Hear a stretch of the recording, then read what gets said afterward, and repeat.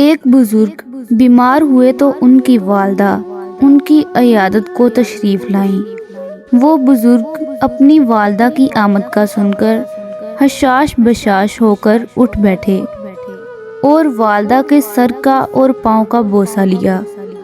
اپنی حالت کا ادراک ان کو نہ ہونے دیا اور نہایت چستی کی حالت میں بیٹھ کر والدہ سے بات چیت کرتے رہے، مگر جو ہی والدہ گھر سے رخصت ہوئی، یہ تکلیف کی وجہ سے بستر پر گر پڑے اور ان پر غشی طاری ہو گئی۔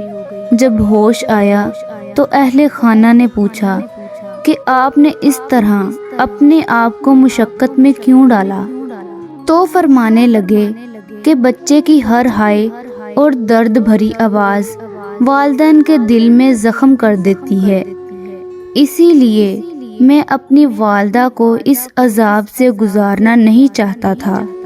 شاید آپ کے والدین نے آپ کی توقعات کو پورا نہ کیا ہو، مگر یقین کریں ان کے پاس جو بھی تھا انہوں نے وہ سب آپ پر لٹا دیا ہے۔ جب ہم زندگی کی رونقوں میں مشغول ہوتے ہیں تو بھلے والدین کو بھول جائیں، لیکن دکھ میں سب سے پہلے وہی یاد آتے ہیں۔ والدین کی قدر کرو، یہ وہ درخت ہے جو اکھڑ جائے تو پھر کبھی نہیں لگتا، ان کی خدمت کر کے دعاؤں کے پھل سمیٹ لو۔